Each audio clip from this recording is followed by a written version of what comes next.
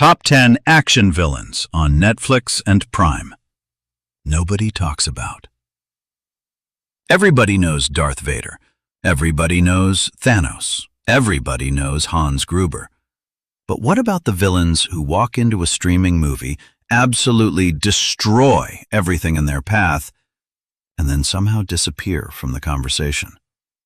They're not always the biggest names. They don't always have billion-dollar franchises behind them. And some of them aren't even the main reason you pressed play.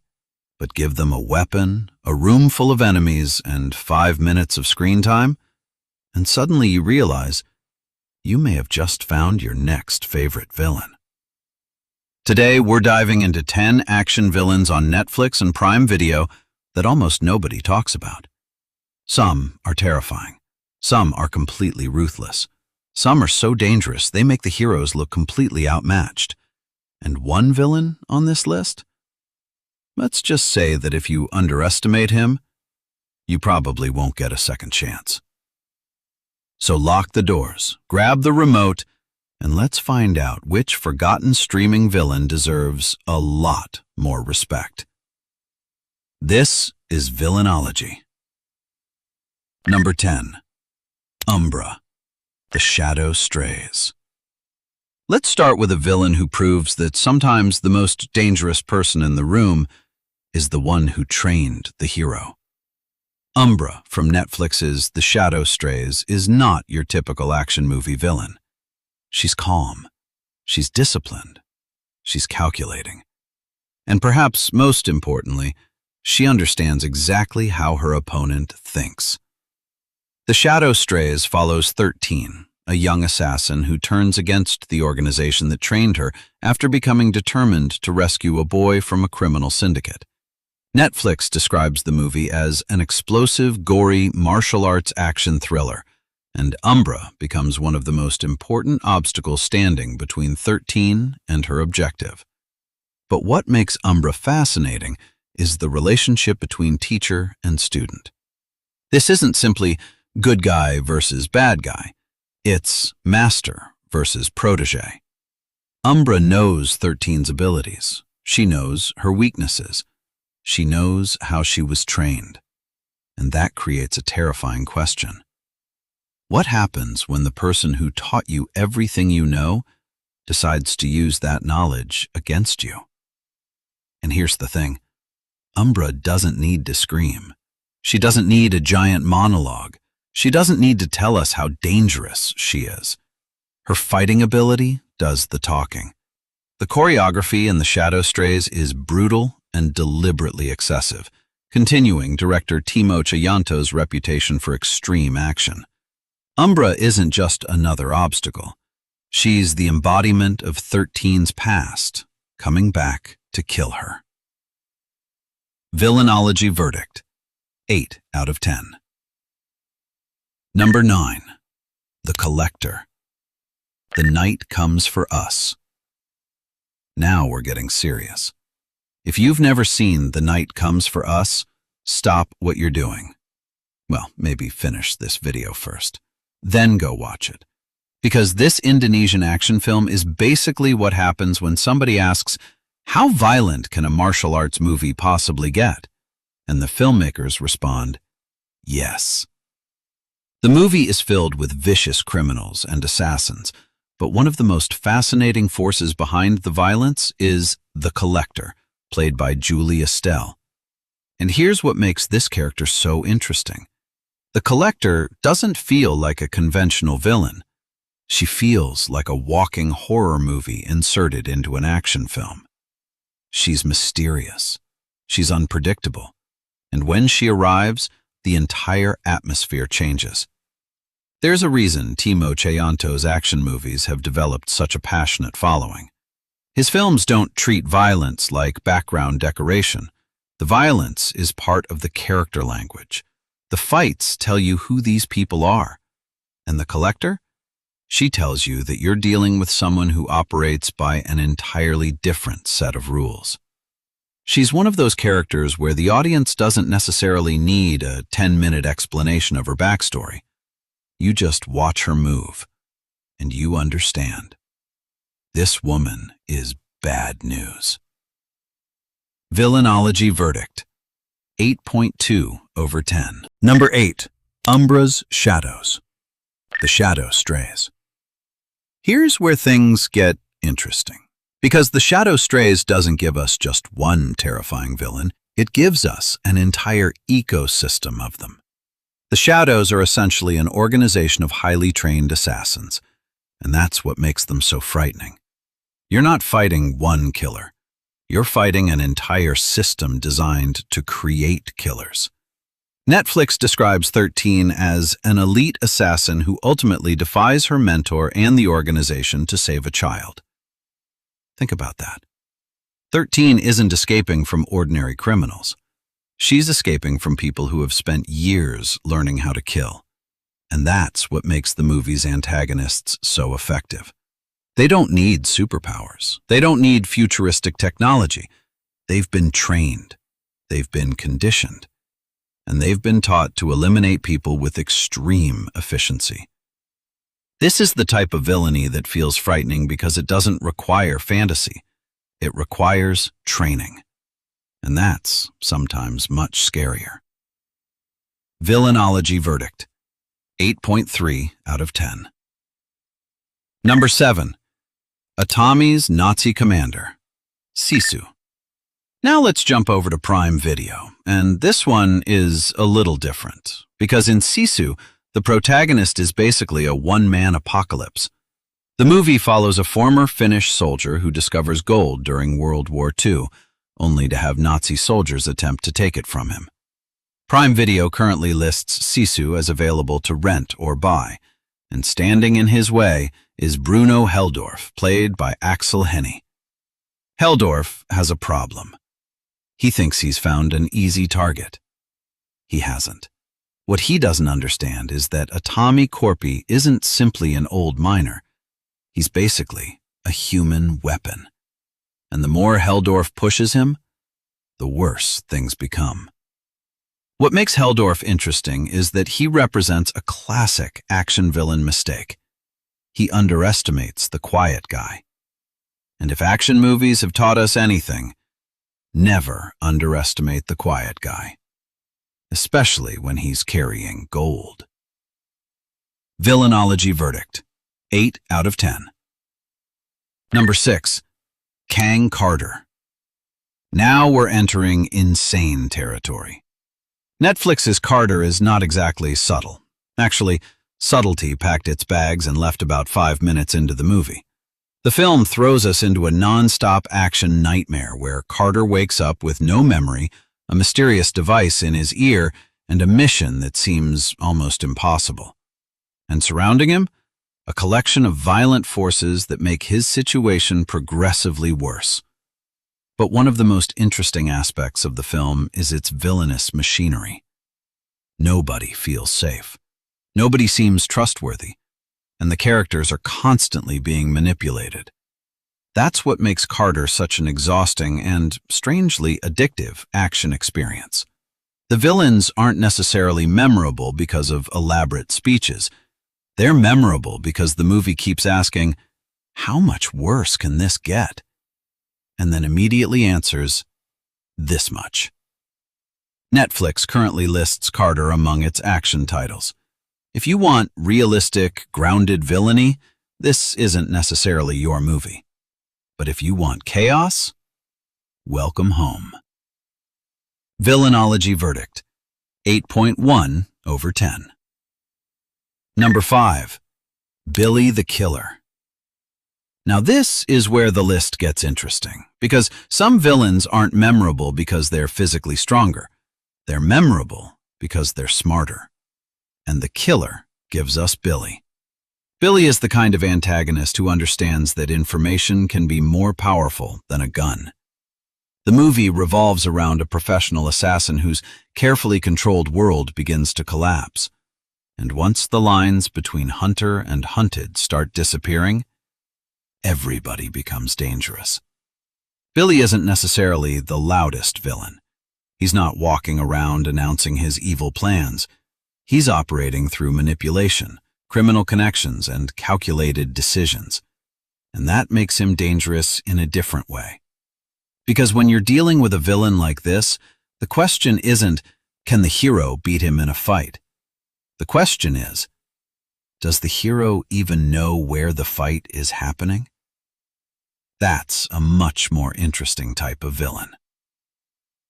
Villainology verdict, 8.4 out of 10. Number 4. Kunal, Monkey Man. This is one of the most underrated villains in the modern action genre. Kunal, played by Sikandar Kher in Monkey Man. And if you've seen the movie, you know exactly why he's here. Kunal is wealthy, he's connected, he's entitled, and most importantly, he believes the system belongs to people like him. Monkey Man follows Kid, played by Dev Patel, as he launches a revenge campaign against corrupt figures connected to the murder of his mother. Prime Video's listing describes the film as an action thriller centered on that revenge mission. But Kunal represents something more disturbing than simple physical violence. He represents power without accountability. He's the kind of villain who doesn't necessarily need to personally pull the trigger. He can have somebody else do it. He can hide behind influence. He can manipulate people. And that's what makes him so infuriating. You don't just want him defeated, you want him exposed. And that's one of the secrets to a great villain. You don't merely want the hero to survive, you want the villain to lose. Badly. Villainology verdict, 8.7 out of 10. Number 3. The Warlords. Guy Ritchie's The Covenant. Now here's a movie that doesn't get nearly enough attention when people talk about action villains. Guy Ritchie's The Covenant. The film stars Jake Gyllenhaal and Dar Salim and follows a U.S. Army sergeant and Afghan interpreter whose lives become intertwined after an ambush. Prime Video lists the film as an action drama, although availability varies by region. And while the movie isn't structured around one traditional supervillain, the Taliban forces hunting Ahmed and Kinley create an antagonist that feels frighteningly persistent. They aren't comic book villains. They're a relentless threat. They're pursuing Ahmed, they're hunting him, and they're willing to go extraordinary lengths to find him. That's important because some of the most effective action villains aren't individuals. They're forces. Something the hero can't simply punch once and make disappear. And that's what makes the threat in the Covenant work. The enemy doesn't feel like an obstacle. It feels like a shadow that keeps following you. No matter how far you run, no matter how safe you think you are, it's still coming. Villainology verdict, 8.8 out of 10. Number 2. The Collector. The Night Comes for Us. Yes, I'm bringing her back. Because if we're talking about villains that deserve more recognition, the Collector deserves her own spotlight. This character is one of the reasons The Night Comes for Us has developed such a cult following among hardcore action fans. And here's the difference between the Collector and most action villains. Most villains want something. Money, power, revenge, control. The Collector? She seems to operate on something much darker. Professionalism. She shows up, she does the job, and she leaves destruction behind. Her fighting style is vicious, creative, and unpredictable, and her presence completely changes the energy of the film. She's not simply another henchwoman. She's an event. When the Collector enters the story, you immediately know somebody is about to have a very, very bad day. And that's the kind of villain character action fans remember. Not because the movie tells you she's dangerous, but because the movie shows you. Villainology verdict, 9.1 over 10. Number 1. Juno Lund. Butterfly. Prime Video. And now, we've reached number 1. And this is where I'm willing to bet A lot of viewers are going to say, wait, who? Exactly. Because if the goal is to find an action villain that nobody talks about, Juno Lund is the perfect choice. Played by Piper Perabo in Prime Video's spy thriller Butterfly, Juno isn't some screaming psychopath who needs to personally destroy everyone in her path. She's much more dangerous than that. She's a strategist. Juno is the head of a powerful private intelligence organization called Caddis, and when you're running an organization like that, you don't need to pull the trigger yourself. You just need to know who to point the gun at. That's what makes Juno such a fascinating villain. She's intelligent, she's calculating, she's ambitious, and she understands people. But here's where things get personal. Juno has a complicated relationship with the show's protagonist, David Young, and that relationship transforms her from a standard corporate mastermind into something much more dangerous. A villain who knows the hero personally. She knows his history. She knows his weaknesses. She knows what motivates him. And when somebody knows you that well, they don't have to defeat you physically. They can manipulate you. They can isolate you. They can turn the people around you against you. And suddenly, you're fighting a war you didn't even realize had started. That's what makes Juno stand out. She isn't trying to conquer the world. She's trying to control the board. And everybody else? They're pieces. Even the people closest to her. Piper Perabo has described the role as an opportunity to play a villain, and Juno's betrayal of David is central to her pursuit of greater control over Caddis. And there's something else I love about this character. Juno doesn't have to be the strongest person in the room. She just needs to be the smartest. That's an entirely different kind of threat. You can fight a person with a gun. You can fight a person with a sword. You can fight a person with their fists. But how do you fight someone who has already anticipated your next 5 moves? That's Juno Lund. And that is exactly why she deserves the #1 spot on this list. Not because she's the most physically intimidating villain we've covered, but because she's the kind of villain who can destroy your life without ever throwing a punch. Villainology verdict? 9.3 over 10. And if you haven't watched Butterfly yet, consider this your warning. Because sometimes the most dangerous villain isn't the person chasing you.